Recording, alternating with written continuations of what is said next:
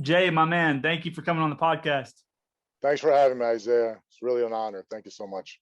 Yeah, bro. And also, happy belated birthday. I know it was your birthday about a week Yeah, ago, the right? the 2 weeks big ago. 5-0, man, and it's such a blessing because I just turned 50, and here in California, starting April 1st, anyone 50 and over can get vaccinated. So I'm now on the waiting list. So thank That's God. Yeah. incredible. That's Mhm. incredible, bro. That's good timing. That's good timing. Well, hey, Jay, to kick it off, I don't know, to structure my podcast, sometimes I do it a little bit differently. Sometimes I work from from present day and then work my way back. But something I wanted to talk to you about is it attention to detail. And so obviously it's no secret that you're, at the top of the bodyguard gang and you've got Rihanna on your resume, The Weeknd, obviously Conor. And one thing that I always notice when I see videos of you, or maybe I'm watching, a press conference with Conor and I see you, or it's a video of him partying and I see you, is bro, you're locked in. You're locked in. And I think a lot of people in their career, obviously, this is a podcast and we talk a lot about careers, we talk a lot about business, and we can get distracted, whether it be on our phone or whether it be, in the moment if we're at somewhere where there's a lot of things going on. And I think in our careers and in our business, it's really valuable to be locked and loaded and to know when you are at work and when you're not at work. And one thing I admire a lot about you is your head is constantly on a swivel, whether it's like the like I said, the press conference or an interview in the back. Man, you are always on it. And so is this something that, has been super critical from the jump? Is this something that you've kind of grown into? And maybe just talk about the importance of having attention to detail, no matter what it is.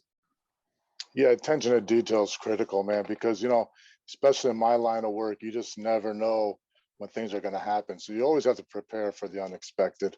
Always have to have your head on a swivel. And we just live in a crazy world, man. You just never know what's Yeah. going to happen. So you have to have your head on a swivel. And my whole thing is proper planning prevents poor performance. The 5 Ps, I live by that. So a lot of times you'll see me out there, whether it be Conor McGregor or Logic or The Weeknd or who have you. And what you're seeing is probably the end product. To get to that point where you're walking someone into an arena or going to a concert, there's a lot of advanced work that needs to be done prior to that. You don't just show up at an arena and expect everything to go smoothly.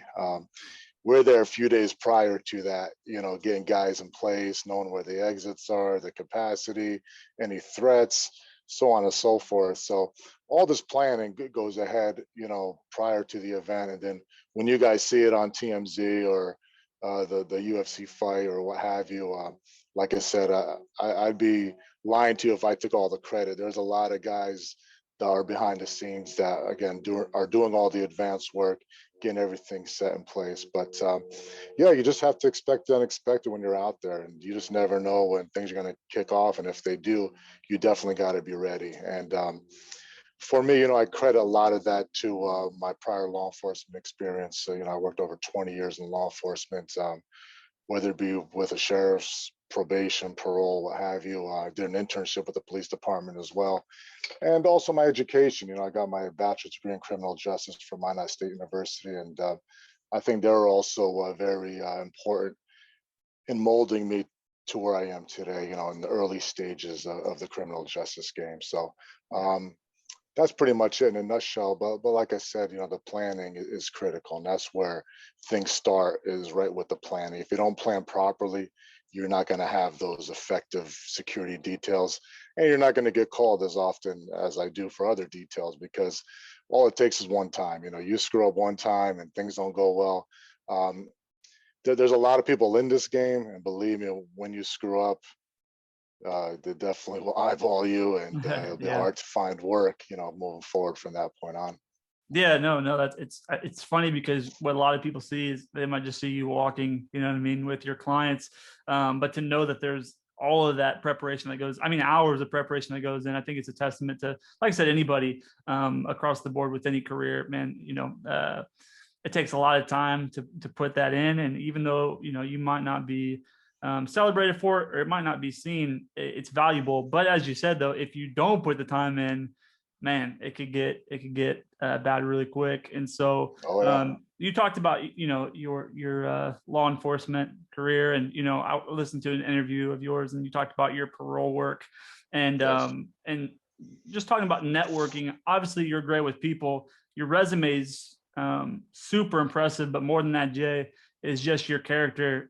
When I met you in Chicago a couple of years ago, my dad and I were talking, and we were just impressed with what a cool guy you are. And I think a fundamental, valuable tool that so many people forget about is just being personable.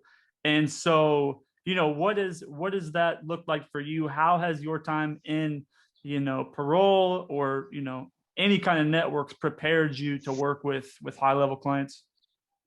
Yeah, working in parole in the city of Los Angeles, there's a lot of tough guys out there. You know that. I mean, if you go into any situation and act like you're the biggest dog on the block, a lot of times there's going to be someone bigger and badder to put you in your place. So, um, dealing with the type of clientele I dealt with over the past 20 years, you have to go in there with a calm, cool, collected head and know how to talk to people. I mean, if you disrespect people, expect them to disrespect you. If you come at them with kindness and politeness and treat them with respect, a lot of times, I'm not saying all the time, but a lot of times you'll get that back in return. And like I said, I really pinpoint a lot of my behaviors today, especially working with clientele at the level that I'm working with, to those days working back in parole, because like I said, yeah, you have to be humble, going into the inner city neighborhoods, and if you're not, you can be put in check real quick. Um, but yeah, that's pretty much it. The other thing too, Isaiah, is growing up in the inner city in New Jersey, not being born in this country, coming here as an immigrant. Yeah, I saw a lot of hate myself growing up, and it's just something I didn't like and I didn't appreciate. And it's nothing I wanted to turn into when I got older. So I thank all them haters growing up, to make me and mold me into the kind of guy I am today. Um, and then nobody wants that. I mean, at the end of the day, everyone puts down their pants the same way. We all uh, bleed red, and we just have to treat each other with respect and kindness, and hopefully you get it in return. If you don't, it's just a flaw in their character, not a flaw in your character. Yeah. Yeah. I'm reading this book, Jay. It's called The Go Giver. And it talks about the principle of just, putting people first, or just being kind to people. And I think, whether it's in your industry or the coffee business, or, whether you're in the real estate game listening to this podcast, so many times that we just want to, develop the best plan to get to the top as quickly as possible. And a lot of times we can forget about people and the importance of people in the lead up. And I think so often we forget that if we put people first, generally speaking, it gets us to the top quicker anyways. You know what I mean? Yeah, So we, definitely. we think that we're getting there quicker while not putting people first. But if you're just a good human being, generally people will pick up on it. Maybe there's a client that you get in contact with, and then they have somebody else, so it always proves, no matter what industry you're in. Yeah, like you talked about, just treating people with respect. Yeah, and I have a classic story. One time I was at the gym, and this kid came up to me, just kind of wanting a mentor, I guess, and asked me for some advice. Trying to get into law enforcement as well, but he wanted to get into the bodyguard game, and I gave him my time, and we spoke, and kind of mentored him. And within a year or so, he picked up a very huge client. And by the time I knew it, I was on board with this kid who was asking me to be his mentor and on his payroll. And just by being nice, you know what I Yeah, mean? yeah, I could have been a jerk and been like, "Hey, I yeah, don't got time for you," or what have you. But I'm a huge believer in karma, and how you yeah. treat people is the way you'll be treated. And all good actions give birth to more good actions. Without question, without Mhm. question.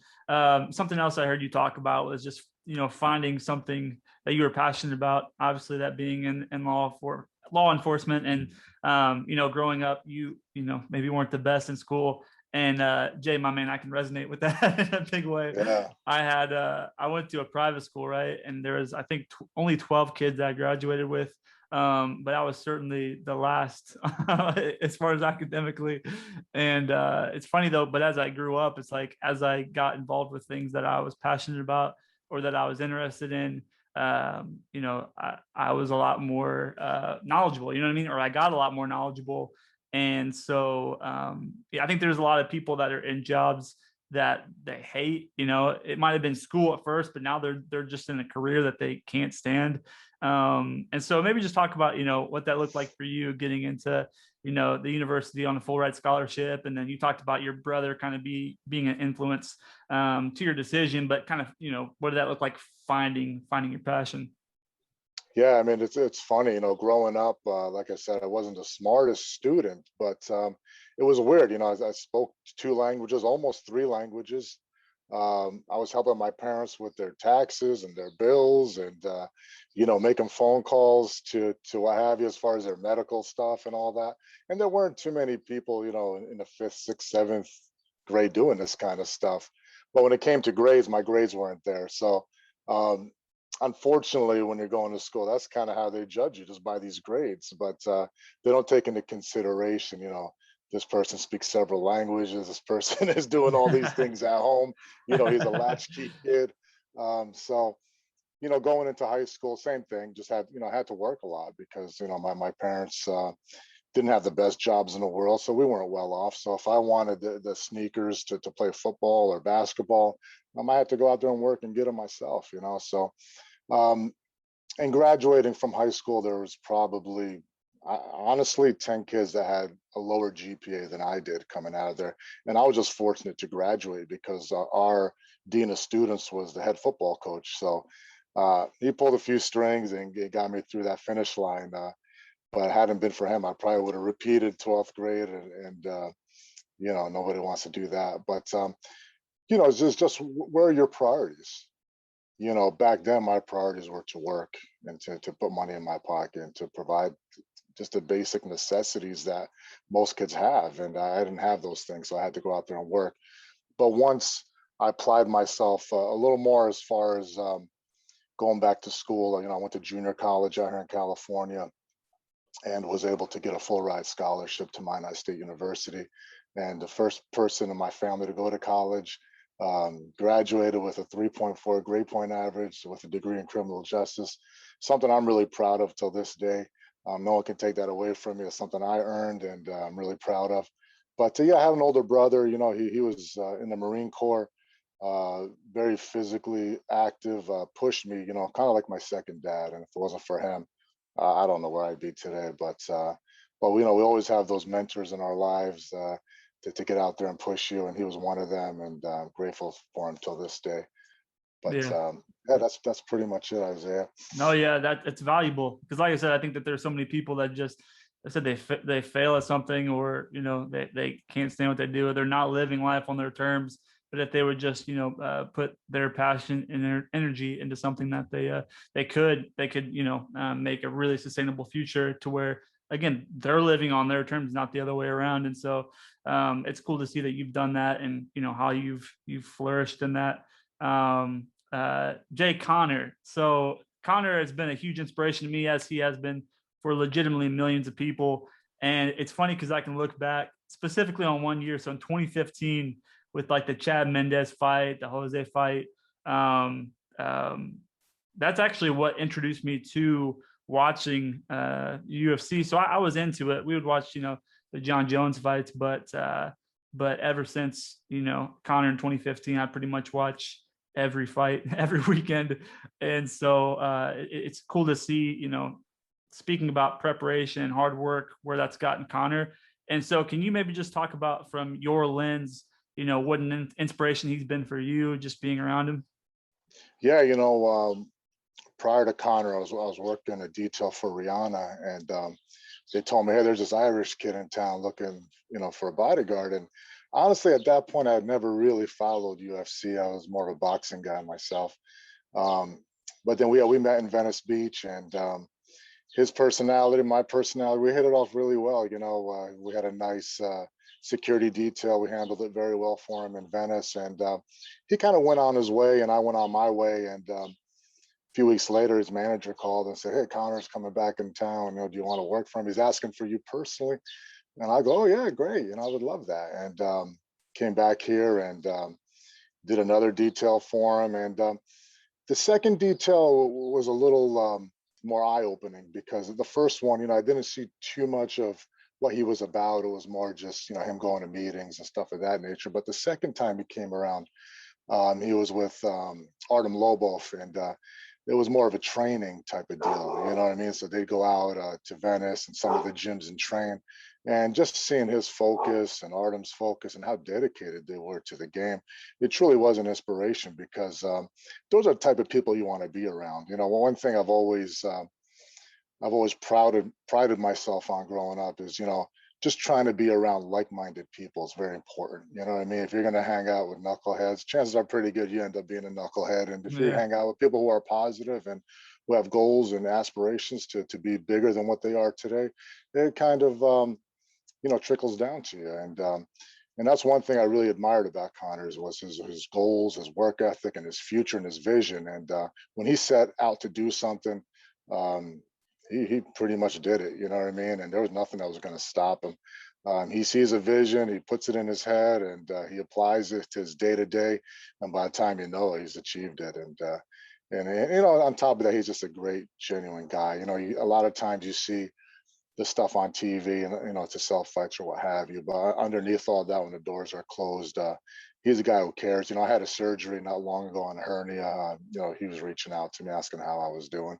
A lot of times, your clients, they don't want to have these types of relationships with their staff. You know what I mean? You're just there to work and do a job. And I understand that. And a lot of times I don't interact with them either. I do my job, and when the detail is over, they go on their way, I go on my way. And if you want more services, hit me up and we'll be more than happy to provide it. But for a client to reach out, during a time of surgery or what have you, it really meant a lot to me. And again, that's just a testimony to his character and the type of person that he is.